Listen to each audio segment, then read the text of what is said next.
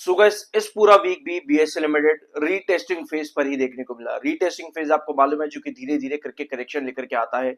इस फेज में आपके पास जो पुराना रिजेक्शन होता है उसको क्रॉस करना जरूरी है। जब तक वो क्रॉस नहीं कर रहा दैट मींस कि आप करेक्शन यानी कि साइडवेज बेस पर ही नीचे नीचे जाकर के गिरोगे।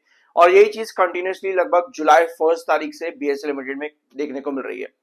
अब क्या इस फेज को ब्रेकआउट करने के लिए जाना चाहता है बीएसई लिमिटेड? लास्ट सेशन की क्या कैंडल बता रही है आने वाले वीक्स की पॉसिबिलिटी को समझते हैं। बहुत सारी अपडेट्स है इस वीडियो के अंदर, बहुत ध्यान से वीडियो को देखना क्योंकि मार्केट को लेकर के एक और छोटा सा खतरा यहां पर बन चुका है।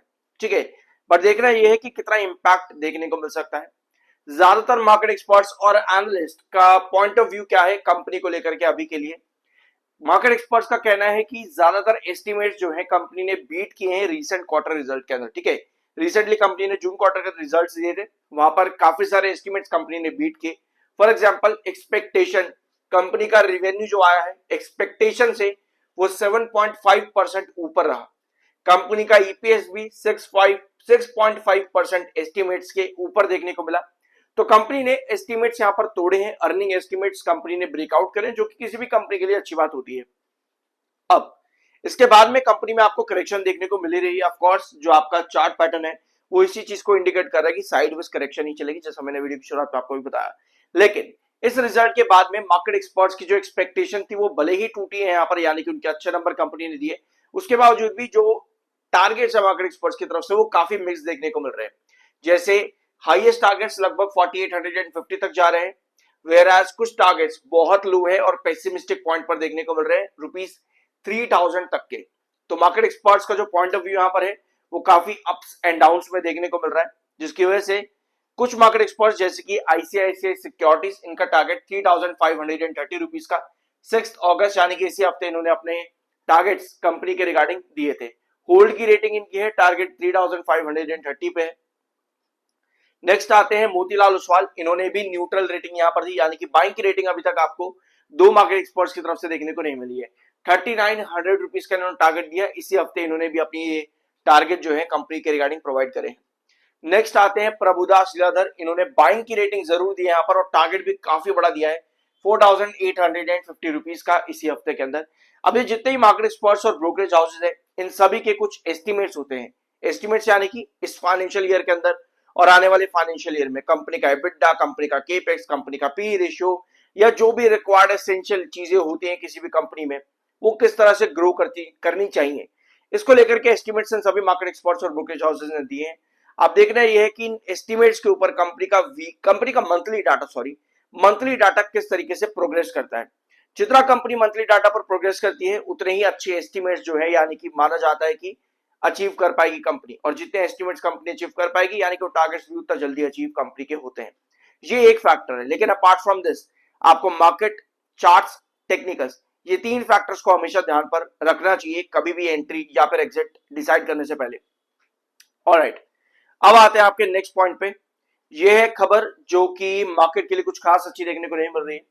यूएस ने बिल पास कर दिया है और ये बिल रशिया और ईरान पर सैंक्शन लगाता है कि जो भी बेसिकली मेन जो पॉइंट है यहाँ पर रशिया पे है, रशिया पे मेन सैंक्शन लगाए गए हैं कि जो भी रशिया से ऑयल खरीद रहा है, स्पेशली 15% तक का ऑयल जो रशिया से खरीद रहा है उसके ऊपर जो है एक्स्ट्रा टैरिफ्स इंपोज किया जाएगा। और यूएस के जो प्रेसिडेंट है उसको पावर दी जाती है इस नए बिल के अकॉर्डिंग कि ये 100% टैरिफ्स इंपोज कर सकते हैं कंट्रीज के ऊपर। ठीक है, तो इसका इंपैक्ट जो है ऑयल सेक्टर पर तो पड़ेगा ही पड़ेगा, पेट्रोलियम, ऑयल, गैस, इस सेक्टर पर तो पड़ेगा ही। लेकिन क्योंकि ये पूरा सेक्टर सभी कंपनी से जुड़ा होता है यानी कि पूरे ऑल ओवर मार्केट से जुड़ा होता है, तो ये कुछ डिटेल्स है यहाँ पर शॉर्ट में अगर आप चाहो तो समराइज कर सकते हो, इन सब चीजों को रीड कर लेना। ठीक है, बहुत ज्यादा इंपॉर्टेंट है। ऑलराइट, सो नेक्स्ट आते हैं सेबी का कैश रूल। ये आप लोगों को मालूम होगा, इसके बारे में मैंने इसी वीक आप लोगों के साथ पूरी डिटेल डिस्कस कर ली थी कि इस रूल के अकॉर्डिंग आपके पास जो है डेरिवेटिव ट्रेडिंग में एक्स्ट्रा टाइम मिल जाता है और उस एक्स्ट्रा टाइम में स्पेकुलेशन को कर्ब करने के लिए ये नया टाइमिंग रूल निकाला गया है सेबी की तरफ से, ताकि कम से कम स्पेकुलेटिव ट्रेडिंग देखने को मिले मार्केट में और जो है वीकली एक्सपायरीज रैशनलाइज हो पाए और ज्यादा से ज्यादा आपको लॉन्ग टर्म वॉल्यूम मार्केट में बनता देखने को मिले। ये नया रूल इन चीजों को इंडिकेट करता है। ऑलराइट, सब्सक्राइब जरूर कर देना अगर अभी तक नहीं किया है तो। ये है बीएससी लिमिटेड का चार्ट, और यहां पर क्या पोजीशन आपको नजर आ रही है, लास्ट वीक का लास्ट सेशन वापस बीएससी लिमिटेड में रीटेस्टिंग देखने को मिली 3520 की तरफ। ठीक है, आपको मालूम है कि यहां पर यही चीज हो रही है अभी बीएससी लिमिटेड में, पुराना बेस आपका उठता है वापस से, यहां से पुराने रिजेक्शन के पास जाता है, फिर वहां से फिर से ड्रॉप, फिर छोटा सा यहां पर रिकवरी बनता है, फिर ड्रॉप, फिर रिकवरी, फिर से ड्रॉप, फिर छोटी रिकवरी, फिर से ड्रॉप, फिर छोटी रिकवरी और फिर से ड्रॉप देखने को। ये कहानी कंटिन्यूसली देखने को मिल रही है लगभग जुलाई के फर्स्ट वीक से आपके बीएससी लिमिटेड में। इनफैक्ट जून के महीने में ही ये कहानी स्टार्ट हो चुकी थी बीएससी में, बट जुलाई में ज्यादा फॉल देखने को मिला इन कंपैरिजन विद जून का महीना, क्योंकि वहां से आपका नया आरबीआई का रूल लागू हो चुका था, पता ही आप लोग को, जो कि market experts, brokerage houses, rating agencies के अकॉर्डिंग मानना है कि लगभग 10% तक का रिवेन्यूज को इंपैक्ट दे सकता है नया रूल। ऑलराइट, तो आने वाले क्वार्टर्स पर ऑलरेडी कॉशन यहां पर बना हुआ है कि किस तरह से कंपनीज के क्वार्टर, क्योंकि वॉल्यूम गिरने की वजह से किस तरह से इंपैक्ट होंगे। ठीक है, तो आई होप ये सभी चीजें आपको मालूम होगी, मेरे चैनल पर कई बार डिस्कस भी कर चुका हूं। ठीक है, सो अल्टीमेटली यहाँ पर बीएससी लिमिटेड को करना क्या है इधर, क्योंकि लास्ट सेशन तो एक बार फिर से इसी कहानी को, इसी डाउन साइड ट्रेंड को जो कंटिन्यू किया है। इस ट्रेंड के अकॉर्डिंग ये जो रिजेक्शन बन गया लास्ट सेशन में 3520 के पास में, ये इंडिकेट करते हैं कि अगले सेशन में इसको ड्रॉप करना चाहिए, यानी कि चार्ट्स के कंटिन्यूएशन के अकॉर्डिंग देखेंगे अगर हम, तो स्टॉक कहीं ना कहीं यहां पर आने वाले वीक में 3310 के प्राइस को ढूंढने की कोशिश करेगा आज पर कंटिन्यूअस ट्रेंड। बट स्टिल कुछ थोड़ी सी पॉजिटिविटी अगर हम यहां पर ढूंढे तो हमको यहां पर चाहिए क्या होगा, एक चीज नोट करना कि इस समय चार्ट बीएससी लिमिटेड का जब हम बात करते हैं यहीं से बड़े ब्रेकआउट की, तो चार्ट कहीं ना कहीं यहां पर बेरिश है। इसके पीछे रीजन है 7 ईएमए का 21 ईएमए के नीचे होना, ये चार्ट को कहीं ना कहीं बेरिश इंडिकेट करता है। तो अल्टीमेटली किसी बड़े ब्रेकआउट के लिए ऑफ कोर्स आपको यहां पर एक बड़ी स्टेबिलिटी यानी कंसोलिडेशन भी चाहिए होगा। अगर हम यहां पर एलिमिनेट करना चाहते हैं किसी भी तरह का फॉल टुवर्ड्स 3310, दैट मींस कि हमारे पास जो रेंज है 3520 एंड 3650, 3650 3320, हमें इस रेंज पर कंसोलिडेट करना पड़ेगा। यही एक तरीका हो सकता है जिसकी वजह से 7 ईएमए और 21 ईएमए के बीच में एक कॉन्ट्रैक्शन बने, और जितना ये टेक्निकल दोनों कॉन्ट्रैक्ट करते हैं उतना ही अच्छा सिग्नल मिलता है किसी भी रिकवरी या सस्टेनेबिलिटी या ब्रेकआउट्स के लिए। बट फिलहाल के लिए जब तक इसी तरह से डिफरेंस यहां पर बनता चला जा रहा है, दैट मींस की चार्ट आपका अल्टीमेटली डाउनवर्ड ट्रेंड को ही कंटिन्यू कर रहा है। तो किसी भी बड़े ब्रेकआउट के लिए हमारा 3650 पर सस्टेन करना एंड देन उसको क्रॉस भी करना बहुत जरूरी रहेगा।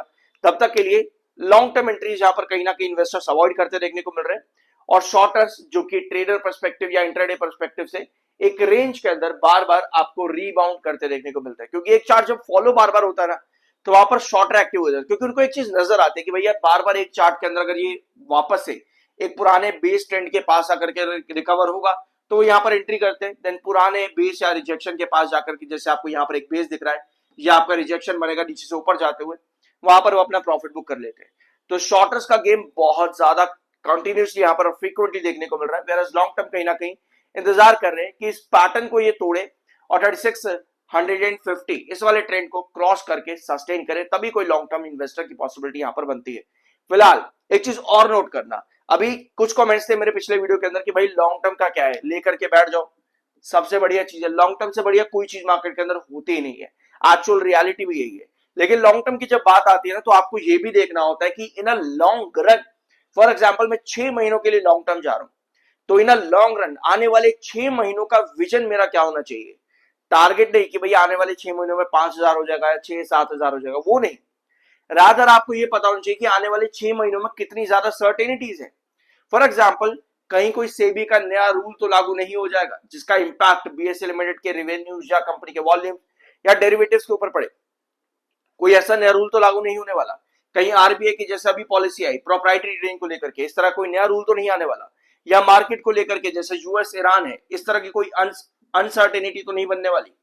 इतनी सारी चीजें हमको देखनी पड़ती है। चार्ट्स का फॉर्मेशन ये सबसे इंपॉर्टेंट चीज है बीएससी लिमिटेड पर जब भी आप एंट्री एग्जिट कर रहे हो, क्योंकि ये बहुत सारे चार्ट्स को एक साथ फॉलो करता है। जैसे अभी यहाँ पर ये कहीं ना कहीं आपको दिख रहा है कि बार बार एक पुराने रिजेक्शन बेस को कंटिन्यूसली यहाँ पर करेक्शन के अंदर लेकर के जा रहा है। तो ऑफकोर्स यहां से आपको क्या चाहिए, एक साइडवेज पैटर्न, ताकि एक मोमेंटम नजर आए, फिर ही हम यहाँ पर ब्रेकआउट की पॉसिबिलिटी लेकर के चल सकते हैं। जैसे कि 3650 ये क्रॉस करे तब हम किसी बड़े ब्रेकआउट की पॉसिबिलिटी लेकर के चल सकते हैं। तो इतनी चीजें हैं आपकी कि आपको इवैल्यूएट करनी पड़ती है। लॉन्ग टर्म डजंट मीन कि कहीं भी आप एंट्री करके बैठ जाओ और ये सोचो कि चलो यहां से तो अब ऊपर ही ऊपर है, बट यस अगर गिर भी रहा है, बट दैट डजंट मीन, अगर गिर भी रहा है, लॉन्ग टर्म एंट्री कर लिया अगर आपने और गिर भी रहा है, दैट डजंट मीन कि अब आप पैनिक क्रिएट करने लग जाओगे। पैनिक तब क्रिएट होता है जब आपके पास कोई नेक्स्ट स्ट्रैटेजी नहीं है। तो एंट्री करने से पहले हमेशा आपके पास दो स्ट्रैटेजी होनी चाहिए। पहला, आपने एंट्री क्यों करी है, दूसरा अगर आपने एंट्री कर ली और वो फेल हो रही है तो आपके पास अगली स्ट्रैटेजी क्या है कि आपके पास एक अच्छा एवरेज अपॉर्चुनिटी होना चाहिए।